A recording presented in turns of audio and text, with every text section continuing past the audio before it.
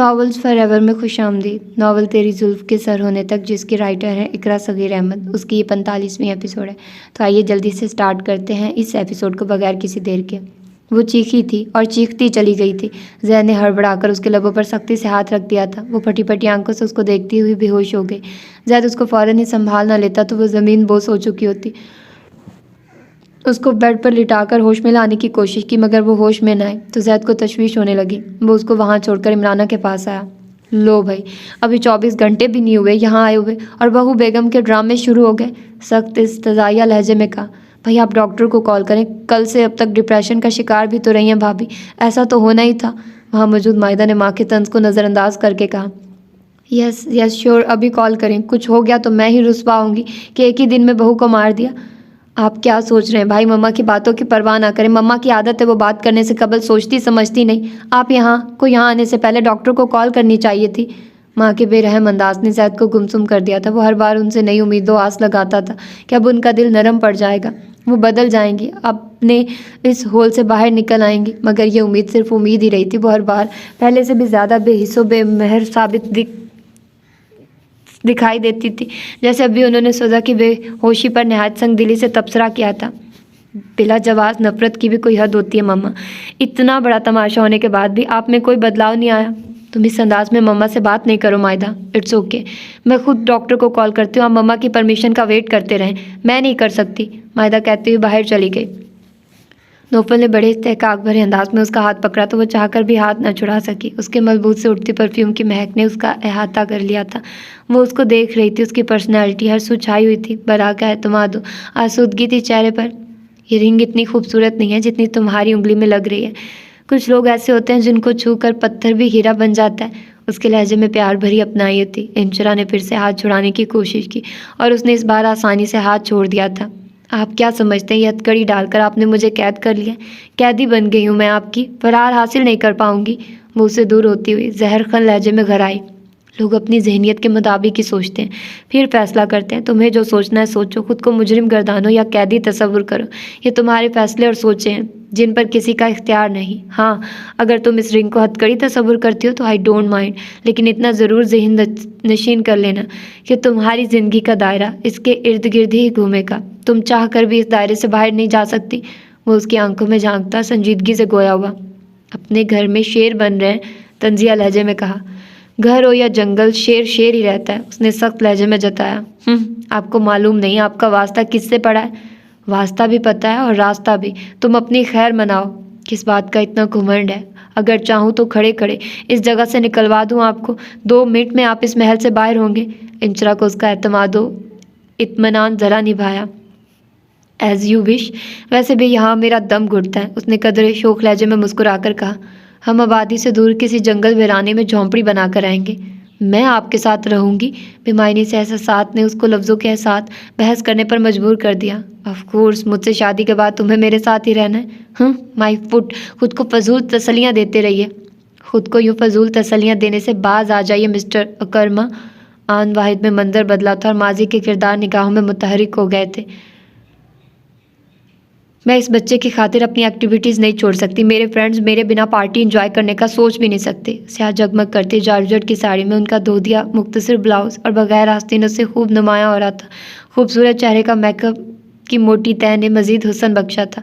शानों तक तराशीदा बाल भी गोल्डन और रेड कलर में डाई किए गए थे। ब्लैक स्टोन की ज्वेलरी ने उनके रूप को पुरकशिश बना दिया था। शदीद बुखार में तपता हुआ 9 साला नौफल बाग की आगोश में लेटा उस औरत को देख रहा था जो इतनी प्यारी थी कि दिल करता था बिना पल के झपकाए उसको तकता रहे। लेकिन जब वो चीखती लड़ती थी तब वो औरत दुनिया की सबसे बदसूरत दिखाई देती थी और वो आंखें बंद कर लेता था। चीखो मत, नौफल पहले ही बीमार है। तुम्हारी ये तेज़ आवाज़ उसको मज़ीद डिस्टर्ब कर रही है। एक बार भी तुम उसके लिए माँ नहीं बन सकी। तुम्हें अपनी बेहुदा एक्टिविटी से फुर्सत मिले तो बच्चे का ख्याल आए और तुम्हें याद आए तुम एक बच्चे की माँ हो। कर्मा सहमे हुए नौफल को सीने से लगाकर गुस्से से बोली। उसको दुनिया में लाने का शौक़ तुम्हारा था जो मैंने पूरा कर दिया। मैंने पहले ही कहा था आगे का हेडेक मेरा नहीं होगा। मेरी नेचर किसी परिंदे की मानिद है जो उड़ान भरने का शौकीन रहता है। मामूली सी भी रुकावट उसका रास्ता नहीं रोक सकती। उनको किसी दोस्त का इंतज़ार था जो पिक करने आने वाला था। वो बार बार जस्ट वॉच देखती हुई और कर्मा से बहस कर रही थी। कभी सोचा है तुमने शवाना, माजी हर इंसान के एहसास होता है। एक ऐसा आईना होता है जिसमें इंसान वक्तन फ़वक्तन झांक कर अपने गुजरे कल को देखना पसंद करता है, और कल जब ये उस माजी के आईने में झांकेगा तो तुम इसे किस रूप में नज़र आओगी? बोलते हुए उनकी आवाज़ भर आ गई और वो चुप हो गए थे।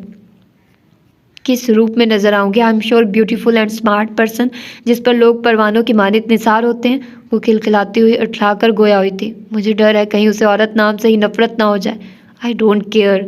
गाड़ी के हॉर्न की आवाज़ पर वो शाने अचकाती चली गई थी और साथ ही उसने महसूस किया तो गर्म कतरे पानी के उसके चेहरे पर गिरे थे। उसने चौंक कर बाबा के चेहरे की तरफ देखा था। बाबा, बाबा आप रो रहे हैं? उसने घबराकर बैठते हुए उनका चेहरा छूते हुए परेशानी से सवाल किया था। अकर्मा से जवाब न दिया गया। आंसू थे कि टूटी माला मोतियों की मानित गिरते ही चले जा रहे थे। उनकी मोहब्बत का महल उन पर ही गिर चुका था और वो उसमें दफन होकर रह गए थे। बाबा आप क्यों रो रहे हैं? मर्द रोया नहीं करते। उनको रोता देखकर वो भी उनसे लिपट कर रोते हुए बोला, आपसे किसने कहा मर्द रोया नहीं करते? उसकी बात पर वो बेसाख्ता हंसकर इस्तफसार करने लगे थे। कल मैं साइकिल से गिर गया था, चोट लगने पर रोया तो मामा ने कहा मर्द रोया नहीं करते, मर्द ब्रेव होते हैं। वो मासूमियत से बता रहा था, आपके बाबा बहादुर नहीं है। एक औरत ने शिकस्त दे दी उनको। वो उसको सीने से लगाए बुड़बुड़ाए थे, आप इस औरत को घर से निकाल दें, वो अच्छी औरत नहीं है। उस 9 साला बच्चे के लहजे में 19 साला नौजवान के अल्फाज थे। कर्मा उसकी नफरत और बेगानगी पर चौंक कर रह गए थे। बुरी बात है बेटा, वो आपकी मम्मा है और मम्मा को ऐसे नहीं कहते। वो मेरी मम्मा नहीं है। मम्मा ऐसी होती है क्या? बुरी बात है नोफिल, मम्मा को ऐसे नहीं कहते। शी इज़ बैड मम्मा। मेरी मम्मा सिर्फ मामा नहीं, वो है मम्मा। वही हो रहा था जिसका अंदेशा और खौफ उनको मुस्तरब किए रखता था। शमाना के सख्त संग दिलाना रवैयों बेगानगी ने नौफल को उससे दूर कर दिया था और यह बात उनके लिए फिक्र का बायस थी। वो उसको गोद में उठाए जरका बेगम के पास ले आए थे। यहाँ आकर उन्होंने ये बात शिद्दत से महसूस की थी कि नौफल बड़ी मोहब्बत से उनकी तरफ बढ़ा था और जरका बेगम ने भी जिस अपनाया तो ममता भरे अंदाज में उसको सीने से लगाकर पेशानी चूमी थी। सगी माँ जैसी वो शफकत और लगावट थी और इस एहसास से शबाना नाबलद थी। भाभी जान मैं बेहद शुक्रगुजार हूँ आपका, नौफल को ममता भरी मोहब्बत और अपनायत देने का, वगरना शबाना ने तो अपनी दुनिया में मगन होकर माँ होने का एहसास ही भुला दिया। वो ममनूनियत से जरका बेगम से मुखातिब हुए थे। शुक्रगुजारी की कोई बात नहीं, मेरी खाली झोली भी नौफल की आम से ही आबाद हुई है। इनकी आम से कबल मेरी ज़िंदगी भी खिज़ा रसीदा थी, अब इनके वजूद से बाहर ही बाहर है। काश शबाना भी यही सोच रखती, उसका इखलाक भी उतना आला होता तो आज हम दोनों बाप बेटे महरूमिया को शिकार ना होते। उनकी आंखों में उतरने वाली नमी और लहजे में बसा कर्ब सोज नौफल के एहसास जहन की गहराइयों में उतरता चला गया था। अरे यहाँ तो खामोशी छाई हुई है, मैं समझ रही थी खूब गपशप चल रही होगी। जरका ने वहाँ आते हुए मुस्कुरा कर कहा तो बिना कुछ कहे जबरन मुस्कुराता हुआ वहाँ से चला गया था। और वह शाहजेब से मिलकर आई तो उसके दिल की दुनिया बदल गई थी। दुनिया में कुछ लोग ऐसे बद इखलाक और बद मुरव्वत होते हैं जिनसे मिलकर दिल कहता है ऐसे लोगों से क्यों मिले, जिनसे ना मिलना बेहतर था। कुछ लोग ऐसे भी होते हैं जो पहली ही मुलाकात में अपना गर्विदा कर लेते हैं। जिस तरह वो बन गई थी घर आकर उसने तमाम गुफ्तगू माँ और बहन को बताई थी और रिजवाना ने सारी बातें सुनने के बाद ताइदी लहजे में कहा था, वो भी मुदस्सिर का बेटा। किसी दौर में मुदस्सिर भी ऐसे ही हुआ करते थे। गज़ब के शोखो तरार मजाल है जो कोई बजला सखनी में उससे जीत जाए। बला के खतीब दानिशमंद थे, मुकाबिल कोई टिक न पाता था। इमराना आंटी से शादी के बाद वो सारी शोखी और तरारी भूल गए होंगे। वो हैं ही ऐसी अमर बेल की मानी, जिस पर साया पड़ जाए वो जल कर रह जाता है। पहले मुदस्सिर अंकल फिर जैद उनकी शर अंगेजियों से महफूज नहीं रहे। मुदस्सिर अंकल ने शादी से कबल अच्छे दिन गुजार लिए मगर इफ्रा कुछ तवक्कुफ के बाद अफसुर्दगी से गोया हुई। बेचारे जैद भाई ने पैदा होते ही उनकी सूरत देखी और मुदस्सिर अंकल से ज़्यादा उनके मिजाज में सर्द मोरी और संजीदगी पैदा हो गई। मैंने कभी उनके अंदर वो शोखी और इत्मीनान नहीं देखा जो उस उम्र के नौजवान में हुआ करता है। ये गुजरे दिनों की बातें थी माय डियर। अब वो मुस्कुराता भी और हंसता भी है, जिसको चाहा उसको पा जो लिया। और वह के लहजे में हसद उद आया था, तुम्हारा हसद बता रहा तुम अभी तक जैद के सहर से आज़ाद नहीं हुई हो। अगर ऐसा ही है तो फिर तुम जैद से ही नहीं शाहजेब से भी हाथ धो बैठोगी। इस दौर में लहजे सबको पढ़ने आते हैं। रिजवाना के दिल में उर्वा के लहजे से टपकती मोहब्बत ने वसवसा पैदा कर दिया था। ये जज्बा पत्थर की लकीर है मम्मी। शाहजेब एक बेहतरीन इंसान है, वजी और पुरकशिश पर्सनैलिटी के मालिक है, मुतासिर करने की सलाहियत भी है। लेकिन जैद जैसी बात कहाँ। जैद एक ऐसा सुहाना सपना है जो सिर्फ ख्वाबों में ही अपना दिखाई देता है। उसने हसरत भरे लहजे में एक आह भरी। इफ्रा ने माँ की तरफ देखा जिनके चेहरे पर गहरी सोच थी। वो उर्वा को जांचती निगाहों से देख रही थी और उसने भी माँ और बहन के चेहरे पर छाई उलझनों को महसूस कर लिया था। माँ वो उनके करीब बैठकर संजीदगी से गोया हुई, आप लोग किस सोच में डूब गए? ये सब जो हुआ है एक के बाद एक उलझन से वास्ता पड़ा है हमारा। अनहोनी जब जन्म लेती है तो सामने वाले को उसी कशिश में जकड़ लेती है कि वो यही सोचता रहता है कि उसने ये फैसला सही किया या गलत। शाहजेब का आपको प्रपोज करना इन हालात में बाकाबिले यकीन बात है। मर्द अपनी लाइफ पार्टनर के मामले में बहुत खुदगर्ज होते हैं। वो किसी तरह भी ऐसी बातों को कबूल नहीं कर सकते, ख्वाह वो झूठ क्यों ना हो। यहाँ तो मामला आंखों देखा है, सब लोग इस हकीकत से बाखूबी वाकिफ़ है तुम किस तरह दिलो जान से ज़ैद पर फिदा हो। ये आंखों देखी मक्खी निगलने वाली बात बड़ी हैरान कुन है। मुस्तज़ाद उस पर तुम्हारा शाहजेब से मिलकर आने के बाद और शायद मुतमईन होने के बाद फिर भी ज़ैद की कसीदा गोई करना कोई दानिशमंदाना फेल नहीं है। रिजवाना ने नागवारी से तनबीह की। और वाह, मम्मी की बात समझने की कोशिश करो, तुम ये फैसला कर चुकी हो और अभी तुम उनसे मिलकर बिल्कुल मुतमईन होकर आई हो, वरना हमारे साथ साथ तुम्हारा भी यही ख्याल था वो तुमसे शादीशुदा और ज़ैद भाई का घर बचाने के इरादे से कर रहे हैं। बाद में वो तुम्हें वो रिस्पेक्ट नहीं देंगे जो तुम्हारा हक है। अब तुम खुद कह रही हो ऐसा कुछ नहीं है, फिर तुम भी ज़ैद भाई को भुला नहीं पा रही। ऐसे कैसे काम चलेगा? अरे भाई, उन्हें आंखों से देखती हुई गोया हुई। मेरा ये मकसद थोड़ी है और ना ही मैं अभी तक ज़ैद के इश्क में मुब्तला हूँ। दिल की बात कह रही थी और कोई मतलब नहीं था।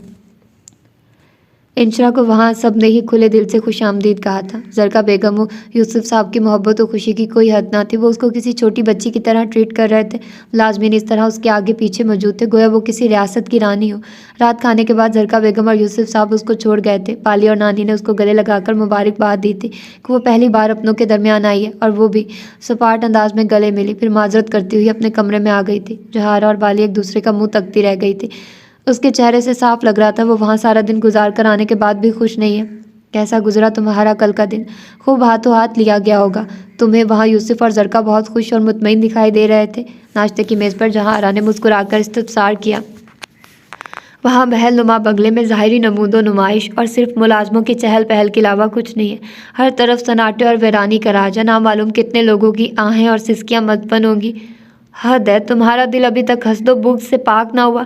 मैं सोच रही थी वहाँ जाकर तुम बदल जाओगी, तुम्हें अपना आप अच्छा लगने लगेगा और तुम दोबारा पहले वाली इंचरा बन जाओगी, शोखो चंचल लड़की। नानी जान, मैं वैसी ही हूँ, आप क्यों टेंशन लेती हैं? उसने हाफ फ्राई अंडे पर काली मिर्च छिड़कते हुए कहा। अगर पहले जैसी होती तो रात के अब तक वहाँ की एक एक बात बताकर हमारा दिमाग ख़राब कर देती। तुम पहले जैसी नहीं रही, तभी रात को आकर बिना कुछ बताए सो गई थी। अब उठी हो तो ऐसे चुपचाप नाश्ता कर रही हो जैसे कुछ हुआ ही नहीं।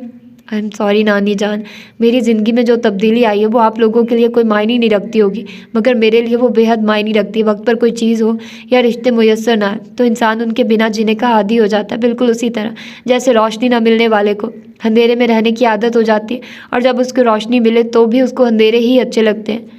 अंधेरे में रहने वालों को रोशनी से मानूस होने में ज़्यादा अरसा नहीं लगा करता। मेरी दुआ है तुम्हें भी जल्द से जल्द इस रोशनी से अनसियत पैदा हो जाए, फिर तुम अंधेरों को मुड़कर भी ना देखो।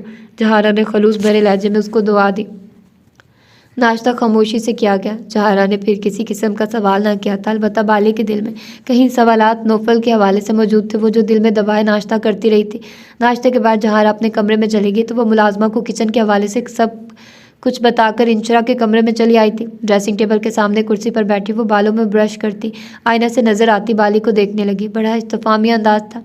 सबको छोड़ो, मुझे ये बताओ, नौफल भाई ने जब तुम्हें वहाँ देखा तो क्या कहा? मेरा मकसद उनके चेहरे पर क्या तसव्वुरात थे? बाली ने आते पुरतजस्सुस अंदाज में इस्तफसार किया। बहुत खुश था वो। खुशी के मारे उसकी आंखें हीरो की मानित चमक रही थी। उसको उसकी आंखों की वो चमक और हशाश बशाश चेहरे की तमानियत याद आई जो उसको देख के नौफल के चेहरे से आया हुई थी। इसमें कोई शक नहीं था कि वो बेहद खुश था। कि मुझे मालूम था वो तुम्हें अपने घर में अपने रूबरू देख कर खुशी से फूले ना समाएंगे। फिर तुमने कोई उल्टी सीधी बात तो नहीं कह दी? वह साख्ता क्या उठी, फिर इंशरा को अपनी तरफ घूरता पाकर गड़बड़ाकर वजाहती लहजे में गोया हुई। मेरा मतलब है तुम जब भी उनसे बात करती हो ऐसा फील होता है जैसे मुर्दा कफन फाड़ कर बोल रहे हैं। मैं हर एक से उसकी औकात के मुताबिक बात करती हूँ, समझी? ओह माय गॉड, तुम ज़रा सी बात पर लड़ने क्यों बैठ जाती हो? फिर तुम भी उसकी हिमायत में सोच समझ कर बोला करो। वो अपने लंबे घने बालों में ब्रश करती गोया हुई। अच्छा बाबा, मेरे मुंह पर उंगली रख रही है। अब तुम शराफत से सब सच सच बताओ, नौफल भाई से क्या क्या बातें हुई? आई विश बड़ी रोमांटिक गुफ्तगू हुई होगी। बात के इख्तिताम पर उसने मुंह पर उंगली रख ली थी। इंशरा ने चल लम्हे उसकी तरफ देखा, फिर बोली, मसूफ बड़े रोमांटिक मूड में मेरा हाथ पकड़कर गोया हुए थे कि ये रिंग इतनी खूबसूरत नहीं है जितनी तुम्हारी उंगली में लग रही है। कुछ लोग ऐसे होते हैं जिनको छूकर पत्थर भी हीरा बन जाता है। Really fantastic. मुझे मालूम था वो जो बाहर से बहुत संजीदा, खामोश और बेपरवाह दिखाई देते हैं, अंदर से रोमान परवर होंगे। ऐसे लोग बहुत केयरिंग होते हैं। बाली खुश होकर बोली। तुम अपना बताओ, तुमने उसकी मोहब्बत का जवाब किस तरह दिया? मैंने उसकी बोलती बंद कर दी, वो ज़ुमानी लहजे में कह गई। बोलती बंद कर दी? क्या मकसद है तुम्हारी इस बात का? उसके लहजे में किसी अच्छे रवैये की बू नहीं आ रही थी, उसका लहजा किसी बदमज़गी की सदा दे रहा था। जवाबन उसने भी उनके दरमियान होने वाली वो सारी तल्ख बातें सुना दी थी। बाली का चेहरा जो खुशियों से तमतमा रहा था, वो आखिरी शब्द के चिराग की मानित बुझता चला गया था। मेरी बातें सुनकर जो वो गया तो फिर पलट कर मेरी मौजूदगी में नहीं आया था। मामा ने उसको कहीं कॉल्स भी की थी। जवाबन उसने माजरत कर ली थी, बताया था वो किसी काम में बिजी है। बेचारे नौफल के ना आने की दोनों मियाँ बीवी डिनर के बाद यहाँ आने तक मुझसे माजरत करते रहे और मैं दिल ही दिल में हंसती रही कि उन बेवकूफ़ों को ये खबर नहीं कि वो मेरी वजह से घर नहीं आया, मैंने ही उसको जाने पर मजबूर कर दिया था। वो हंसती हुई बोली थी। ज़हनी दबाव और कश्मकश ने उसको बेहोश कर दिया था। डॉक्टर ने चेकअप के बाद उसको ज़हनी सुकून की दवाएं दी। मायदा ने अपने हाथ से उसको दवा खिलाई, जूस पिलाया और जैद खामोशी से बैठा सब देखता रहा था। उसे अपनी गुफ्तगू पर निदामत थी, रवैयों की बदसूरती का इदराक था, लेकिन वो क्या करता? रिश्तों और मसलहतों में बुरी तरह जकड़ा हुआ था। उसकी अपनी ज़िंदगी तो गोया गिरवी रखी हुई थी कि चाह कर भी वो अपनी ज़िस्त, अपनी मोहब्बत के लिए उन जज्बात का इजहार न कर सकता था जो उसके दिल में किसी ख़जाने की मानित पोशीदा थे। भाई देख लिया आपने, डॉक्टर ने क्या कहा कि ज़रा देर मज़ीद हो जाती तो भाभी को ब्रेन हैमरेज हो सकता था। और प्लीज़ ऐसी बातें ना करो मायदा, वो तड़प सा गया था। मेरी भी यही दुआ है भाई कि आप दोनों कभी जुदा ना हो, हमेशा आप साथ साथ रहें। मगर ये उसी वक्त मुमकिन होगा जब आप अपने लिए भी टाइम निकालेंगे, खुद को भी वक्त देंगे। अपनी ज़िंदगी और अपना टाइम आपने दूसरों के लिए वक्त पर दिया। आप समझते हैं लोग आपकी कदर करेंगे, आपका ख्याल करेंगे, आपकी खुशियाँ इसी तरह आपकी झोली में डाल देंगे जिस तरह आप सबकी खुशियों और आसानियों के लिए तगो-दो करते हैं। वो साकित और सहमत बैठा अपने से कई साल छोटी उस बहन की बातें सुन रहा था जिसको बचपने वाला उबालीपन से बाहर निकलते ना देखा था। आज वो सकरात बनी उसको सबक दे रही थी और वो हैरान हो रहा था। ये महज आपकी खुशफहमी है, इस तरह नहीं होता। लोग कमज़र्फ हो गए, वो सिर्फ लेना ही अपना हक गर्दानते, ख्वाह वो खिदमत हो, खुशी हो, मुरव्वत हो या मोहब्बत, वो सिर्फ लेना जानते हैं। देने की आदत ख़त्म हो चुकी होती है। अफसोस दर अफसोस। उसने आंखों में आई नमी को उंगली की पूरों से साफ करते हुए कहा, मम्मा भी उन्हीं लोगों के सफ़ में आती हैं। मैं मम्मा को किसी भी तरह डिसहार्ट नहीं कर सकता। मैंने डिसहार्ट करने का कहा भी नहीं है भाई, मैं कह रही हूँ जहाँ आपको मम्मा की बात माननी है वहाँ मानिए और जहाँ नहीं माननी वहाँ इग्नोर करें। आफ्टर ऑल आप पर भाभी का भी हक है। ये बात तय है मायदा, मैं अपना दिल तोड़ सकता हूँ, ख्वाहिशों और चाहतों को पसे पुश डाल सकता हूँ, मगर अब भी मम्मा को सुधा का साथ गवारा ना हुआ तो मैं सुधा को छोड़ दूंगा। आखिरी बात पर उसका लहजा लड़खड़ा सा गया था। भाई ये आप क्या कह रहे हैं? अभी चंद लम्हे पहले आपने ऐसी बात मुकम्मल होने से कबल ही मुझे टोक दिया था और अब आप खुद कह रहे हैं कि आप मम्मा की मोहब्बत में इस हद तक चले गए। मायरा का लहजा सख्त इस्तजाबिया और हैरान परेशान भी था। हाँ ये मैं कह रहा हूँ, बेशक सुधा से मोहब्बत करता हूँ मगर मैं अपनी माँ से इश्क करता हूँ। मोहब्बत इब्तदा होती है और इश्क इंतहा, और माँ से इश्क का कोई सानी नहीं होता। उसने दवाइयों के ज़ेरे असर बेसुध सोई सुधा के मलकूती चेहरे को तकते हुए निगाहें चुरा कर कहा। उसके लहजे में माँ के लिए बेलौस मोहब्बत व अकीदत थी। उसने मायदा को खजल सा कर दिया था। आपकी मोहब्बत ने मेरी मोहब्बत को शर्मिंदा कर दिया। मुझे लगता है मैं मम्मा से मोहब्बत ही नहीं करती। मम्मा का सारा हक आप अदा कर रहे हैं। ये मुमकिन ही नहीं कि बेटी माँ से मोहब्बत ना करे। ये ज़रूर है कि तुम्हारी मोहब्बत और मेरी मोहब्बत में फ़र्क है। तो मम्मा के लिए ये सोचती हो कि मम्मा का बिहेवियर चेंज हो जाए, वो अपना एटीट्यूड बदलें, ताई जान और सोफिया पुप्पो के हम मिजाज हो जाएं। ऑफ कोर्स भाई, हम देखते हैं दूसरों की माएँ सबसे मिलती जुलती, उनकी मुरब्बत व खलूस की सभी तारीफ़ें करते हैं, उनके ताल्लुक़ की मिसालें दी जाती हैं। और मैंने देखा लोग हमारी मम्मा को पसंद नहीं करते हमारी मम्मा के बैड एटीट्यूड की वजह से। मैं लोगों की परवाह नहीं करता जो मम्मा को नापसंद करते हैं। मेरी दुनिया, मेरी आखिरत, मेरी जन्नत सिर्फ़ और सिर्फ मेरी माँ है। कोई उनके मुताल्लिक़ क्या सोचता है, क्या समझता है, आई डोंट केयर। यही अंदाज़ तो मम्मा को उनके ख्याल से बाहर निकलने नहीं दे रहा भाई। मैं भी मम्मा से मोहब्बत करती हूँ, मेरी भी वो जन्नत है, मगर मैं चाहती हूँ मम्मा को उनके रवैयों की बदसूरती का एहसास दिलाया जाए, बताया जाए अपनी ज़ात में गुम होकर वो सबके लिए नापसंदीदा बन गई हैं, जो हमें गवारा नहीं। उसने अपना नुक्ता नज़र समझाया। तुम्हारी बात दुरुस्त है, लेकिन मैं ज़बरदस्ती इस खौल को तोड़ने की कोशिश नहीं करूँगा, इंतज़ार करूँगा मम्मा खुद साख्ता खौल को तोड़कर बाहर निकल आए तो एक बेहतरीन और कामयाब अमल होगा। ये कहकर वो उठ गया। चंद सेकंड सुधा की पेशानी पर हाथ रखकर बुखार की हरारत महसूस की और फिर बाहर निकल गया। कदावर पौधों की ओट में खड़ी इमराना बेटे की पुश्त को ओझल होने तक देखती रह गई थी। बुआ पड़ोस में आदत के लिए गई थी। घर में दाखिल होते वक्त उन्होंने डॉक्टर को कार में जाते देखा तो रुक गई। और डॉक्टर भी फैमिली फिजिशियन था, बुआ की इज्जत करता था क्योंकि बुआ की हैसियत घर के फर्द की तरह थी, इसलिए वो भी इज्जत देता था। बुआ को चौंकता हुआ देखकर वो कार से निकल आया और सलाम दुआ के बाद बुआ से के इस्तफसार करने पर उसने अपने आने की वजह बताई। और सुधा की खराब तबीयत का सुनकर हस्बे आदत बुआ सख्त बेचैन बेकरार हो गई थी। डॉक्टर की हजार तसल्लियों के बावजूद उनकी मोहब्बत को करार नहीं मिला और अंदर आकर दिल तो चाहता सीधी ऊपर चली जाए और सुधा की खैरियत दरियाफ्त करें, मगर कहीं लम्हों तक ऊपर जाती सीढ़ियों को हसरत से देखती रही थी। ऊपर इमराना थी जिन्होंने अभी तक सुधा को नीचे न भेजा था, ना ही वो खुद नीचे आई थी। उस लम्हे उनको महसूस हुआ सुधा सचमुच एक जादूगरनी के चुंगल में फंस गई हैं। वो भरा हुआ दिल लेकर लाउंज में आई जहाँ सोफिया और जुमर्द किसी बात पर कह के लगा रही थी और देख कर कलस कर गोया हुई। शाबाश है भाई तुम लोगों से भी, एक ने जन्म दिया दूसरी ने बेटी की तरह पाला पोसा और अब उसको भूलकर हंसी ठठोल में लगी हो। खैर तो है बुआ, आप रो क्यों रही हैं? उनको रोता देखकर वो दोनों हंसी भूलकर उनकी तरफ मतवज्जो हुई। जवाबन उन्होंने सुधा की तबीयत के मुतालिक बताया। आप तो पड़ोस में आदत के लिए गई थी, फिर किस तरह सुधा की तबीयत के मुतालिक मालूम हुआ आपको? वापसी में मुझे डॉक्टर साहब मिल गए थे, उन्होंने बताया बिटिया की तबीयत के बारे में और सुनते ही मेरे हाथों पैरों का दम निकल गया। भला देखो तो सही 2 ही दिनों में क्या हाल हो गया। सुधा की इतनी तबीयत खराब हो गई कि डॉक्टर को घर बुलाना पड़ा। भाभी ने हमें बताने की जहमत तक गवारा ना की। ना मालूम क्या हुआ है मेरी बच्ची के साथ, जब यहाँ तक नौबत पहुँची कि वो बेहोश हो गई। मुझे मालूम है मेरी सुधा जल्द घबराने वाली है, छोटी छोटी बातों पर परेशान होने वाली है, मगर कभी इस तरह आसान खता नहीं करती। सोफिया माँ थी, बुआ के रोने से घबरा कर गोया हुई।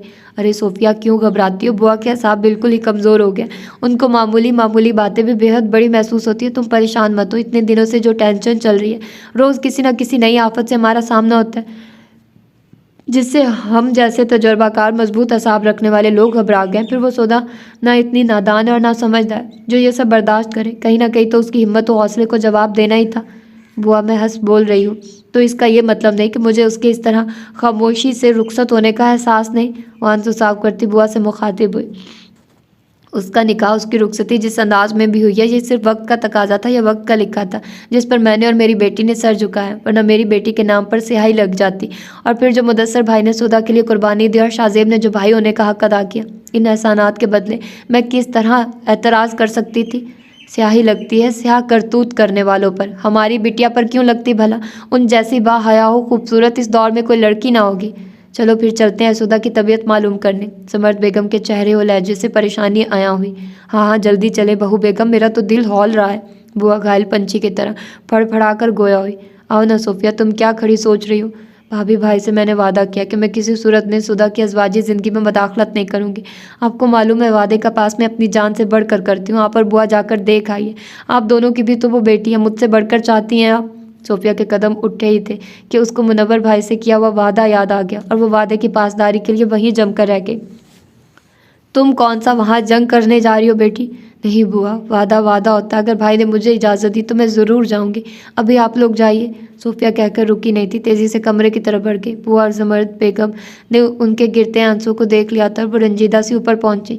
वो सीधा जैद के कमरे में आए जहाँ सुधा ना थी। बुआ ने बेयकीनी से पूरा कमरा देखा, मगर वहाँ उनको सुधा की कोई चीज़ ना मिली। मुझे तो लग रहा है सुधा बिटिया यहाँ रात सोई ही नहीं है।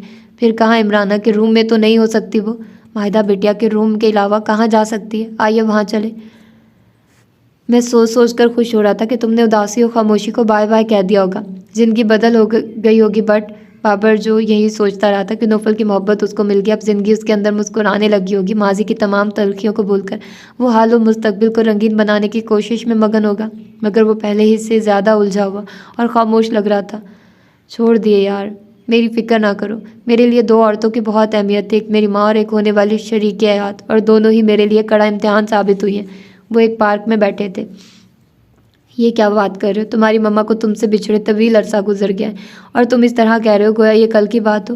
मुझे कल की नहीं आज ही की बात लगती है। कोई भी दिन ऐसा गुजरता नहीं होगा जो मुझे उनकी कोई ना कोई तल्ख बात याद ना आती हो। ये नफ़रत नहीं मोहब्बत है। हमको वही लोग याद रहते हैं जिनसे हम मोहब्बत करते हैं। तुम ये मान क्यों नहीं लेते तुम्हें आंटी से मोहब्बत है? नफ़रत का ये भी अंदाज़ होता है कि वो यादें कितनी तकलीफ दे क्यों ना हो, हम भुलाकर भी नहीं भुला सकते। तुम आंटी को माफ़ कर दो, तुम्हें खुद भी ज़हनी सुकून मिलेगा। बाबर ने कहीं बार का दिया मशवरा फिर दोहराया। कहीं मौके पर ऐसा होता है कि हम जो करना चाहें वो कर नहीं पाते। यहाँ भी ऐसा ही मामला है। मैं खुद को बेबस महसूस करता हूँ। ओके, बट तुमने ये क्यों कहा? दोनों औरतें तुम्हारे लिए कड़ा इम्तिहान साबित हुई हैं। तुम्हारी मम्मा माजी का हिस्सा है और इंशरा तुम्हारी ज़िंदगी का हिस्सा है। वो उनकी तरह ही ज़िद्दी, हरदर्म, बेहिस और खुदगर्ज है। तुम्हें याद है जामिया में मेरी उससे कितनी लड़ाई होती थी? तुम कहते थे मैं बिला सबब उससे झगड़ता हूँ, बिला वजह तमाशा करता हूँ। उस वक्त भी वो माजी में खोया हुआ बिल्कुल संजीदा लग रहा था। पार्क में लोग कम थे और वो उसको निस्बतन पुरसुकून गोशे में लेकर बैठा था। मौसम ने यकदम ही रुख बदला। माहौल में रचे बसे हब्सो गर्मी ने अबर की सूरत इख्तियार कर ली थी। स्याह गहरे बादल माहौल में अंधेरा फैलाने लगे थे। हवाएं रुक गई थी। दरख्तों के पत्ते बिल्कुल साकित हो गए थे। वो लड़ाई झगड़े बिला सबब न थे। कोई भी काम बिला सबब नहीं हुआ करता। इंशरा से चिढ़ मुझे इसलिए थी कि वो बोल्डो एडवांस थी। उसकी बोल्डनेस में मुझे वो औरत दिखाई देती थी जिसकी परछाई भी देखना पसंद नहीं करता था। माइंड इट, तुम मुझे कुछ भी कहो, जाहिल, तंग नज़र, कोता जहनियत, आई डोंट माइंड। मुझे फ़ख्र अपने बुनियाद परस्त होने पर, रवायत पसंद मर्द होने पर। उस वक्त मेरा उससे कोई दिली ताल्लुक़ ना था। हर एंगल से मैं उसको नापसंद करता था, मगर मैं चाहता था वो दूसरी लड़कियों के लिए काबिल तकलीद ना बने। एनीवेज, उसने रेस्ट वॉच देखते हुए बात शुरू की। मेरे और उसके नज़रियात का तसादुम चल रहा था कि अचानक होने वाली तब्दीली और हालात ने उस पर हकीकतें आशिकार कर दी थी। फिर वो तब्दील होती चली गई। यहाँ मेरे जज्बात भी आनन फानन बदलने लगे और दिल ने ऐसी बेवफाई की कि मैं बेबसी हो लाचारी से उसको देखता रह गया। एक नामुमकिन काम मुमकिन हो गया। इंशरा मेरी बन गई, मगर तुम्हारी मगर नहीं, मेरा मगज़ ख़राब किया हुआ है। मेरे भाई किस्मत ने हर तरह से तुम्हारा साथ दिया, यहाँ तक कि वो तुम्हारी कज़न निकल आई है। तुम फिर भी खुश नहीं हुए, मुँह लटका कर रखा हुआ। मसला क्या है आखिर? मसला ये है कि वो मुझे पसंद नहीं करती, तुम्हें पसंद नहीं करती। I don't believe. बाबर उसको बेयकीनी से देखता हुआ गोया हुआ। जवाबन नौफल ने उसको घर पर होने वाली मुलाकात के अहवाल से आगाह कर दिया। वो लड़की किस मिट्टी से बनी है? ऐसा लग रहा है वो तुमसे कोई इंतकाम ले रही है। लेकिन कैसा बदला? दुश्मनी की भी कोई इब्तदा होती है? उसने तो इब्तदा ही इंतहा से की है, फिर सोचो इंतहा क्या होगी। वो पुरसोच अंदाज में कहता हुआ मुस्कुराया। इंतहा ये होगी कि तुम्हें अब हर हाल में अपना बनाना है। तुम्हें एक मर्तबा फिर अपनी पुरानी जोन में वापस पलटना है और उसको बताना है कि तुम जो चाहते हो वो हासिल करके रहते हो और तुम उसके हासिल करके रहोगे। बाबर को भी एकदम दोस्त की तजलील व तज़हीक का एहसास हुआ। जहाँ मोहब्बत ना हो वहाँ हासिल भी ला हासिल ही रहता है। नहीं, बस तुम उसको हासिल करके बताओगे कि वो कुछ नहीं है। मैं ये कैसे कह सकता हूँ? मुझे झूठ बोलने की आदत नहीं। वह आहिस्तगी से गोया हुआ। बाबर उसकी उतरी हुई सूरत देखता रह गया। मैं कहता हूँ तुम उसके पीछे बहुत भाग लिए, बहुत दौड़ लगा ली तुमने। अब उसकी बारी है। अगर उसकी मोहब्बत सच्ची है, तुम्हारे इश्क में कोई खोट नहीं, तो वो तुम्हारे पीछे आएगी। अब बस तुम दिल को संभालो, एक तरफ बैठ जाओ। उसको आना हुआ होगा, वो खुद आएगी। बाबर के दो टोक अंदाज पर उसकी तरफ देखा और धीरे से इस बात में सर हिला दिया था। वक्त के गुजरने का वही मामूल था और गुजर रहा था। सुधा की तबीयत चंद दिनों में बेहतर हो गई थी। इत्तेफाक ये हुआ था कि उसी दौरान जैद बिजनेस के सिलसिले में जापान चला गया था। वहाँ से कई ममालिक के उसके टूर्स थे जहाँ एक माह से ज़्यादा उसका क़याम था। उसके पीछे इमराना बेगम बेहद खामोश रही थी। सुधा को नीचे जाने की इजाज़त मिल गई थी। एक बार के बाद उन्होंने उसको दोबारा अपनी खिदमत का नहीं कहा था। हालांकि सुधा ने कई बार कहा, मगर वो सपाट अंदाज में इनकार कर दी रही थी।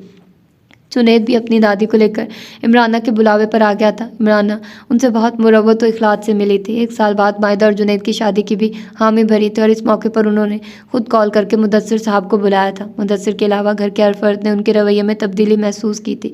उनकी तनक मिजाजी और गुस्से में वाज़ेह कमी आ गई थी। सुधा ज़्यादा वक्त ऊपर ही गुजारती थी। वो जैद और इमराना को किसी शिकायत का मौका नहीं देना चाहती थी।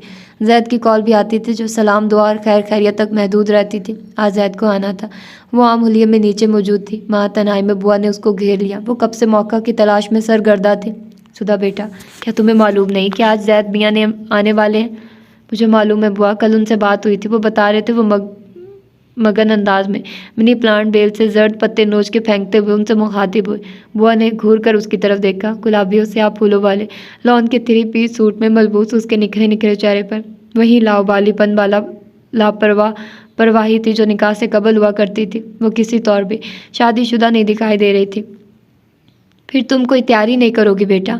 सब तैयारी हो गई है। मैंने 2 स्वीट डिशेस बना ली हैं। ग्रीन रायता, ब्लैक पेपर का रायता, सलाद और रेशमी चिकन कबाब तैयार कर लिए। मम्मी और ममानी जान कश्मीरी पुलाव और कुरमा तैयार कर चुकी है। मैंने टेबल भी सेट कर दिया। उनके आते ही खाना लगा दूंगी। सब तैयार है। अरे भाई, तुम तो सचमुच बड़ी अलूल जलूल सी लड़की हो। मैं तुम्हारे हुलिये की बात कर रही हूँ और तुम मेन्यू कार्ड खोल कर बैठ गई हो। बुआ ने सर पीट लिया था। मुहावरतन नहीं, हकीकतन। मेरे हुलिये को क्या हुआ है? अभी कुछ देर पहले ही तो चेंज करके आई हूँ। क्या इस सर झाड़ मुंह फाड़ हुलिये में परदेश से अब वापस आने वाले मियाँ के सामने जाओगी? लो भाई, हद हो गई। अच्छा ज़रा एक बात तो बताओ। कुछ याद आने पर वो चौंक कर गोया हुई और उससे सरगोशी में सवालिया अंदाज में इस्तफसार करने लगी। उस दिन मैं और बड़ी बहू तुम्हारी तबीयत देखने गए थे। तुम जैद मियाँ के कमरे के बजाय मायदा बेटी के कमरे में सो रही थी। ऐसा क्यों है? मुदस्सर मियाँ तुम्हें जैद मियाँ को सौंप कर आए थे, ना कि मायदा बेटी को, जो तुम उनके कमरे में डेरे डाले बैठी हो। सुधा के चेहरे का रंग एकदम मुड़ गया। उसने गैलरी में इधर उधर देखा। किस्मत अच्छी थी जो उस वक्त वहाँ कोई मौजूद ना था। सुधा उनका हाथ पकड़कर मम्मा के कमरे में ले आई थी। तुम्हारी बौखलाहट बता रही है दाल में ज़रूर कुछ काला है। बुआ प्लीज़, घर में यह बात किसी को मालूम नहीं होनी चाहिए, वरना जैद को बहुत दुख होगा। वो मुझ पर एतमाद नहीं करेंगे। मेरी बच्ची, इतना डर क्यों रही हो? मैंने कभी कोई ऐसी बात की है जो तुम्हारे खिलाफ हो? मैं तो तुम्हें देख कर जीती हूँ। वो उसकी पेशानी चूमकर शफकत से गोया हुई। बुआ से उसका ताल्लुक दोस्तों जैसे ही था। वो जो बात किसी से ना कह सकती थी वो बुआ से शेयर करती थी, और अब भी वो सब उनको बताती चली गई। यहाँ भी इमराना बहू की ज़ात बेटी और बहू के रास्ते की रुकावट साबित हुई। लेकिन ऐसी बातें ज़्यादा अरसा छुपी नहीं रह सकती। मुदस्सर मियाँ को मालूम हुआ तो एक क़यामत आ जाएगी। तो हाँ कीजिएगा बुआ, किसी को पता ना चले। मामू जान के गुस्से से मैं डरती हूँ। उनको कभी कभी आने वाला गुस्सा बड़ा गज़बनाक होता है। बुआ के साथ वो भी झरझरी लेकर रह गए। हाँ हाँ बेटा, मेरी दुआएं हर दम तुम्हारे साथ हैं। ये इमराना बेगम का ऊँट नामालूम कब और किस करवट बैठेगा, उनको फ़कत अल्लाह ही हदायत दे सकते हैं। उन पर गहरी अफसुर्दगी छा गई थी। तो ये थी आज की एपिसोड। मिलते हैं अगली एपिसोड में। अपना ढेर सारा ख्याल रखिएगा। अल्लाह हाफिज़।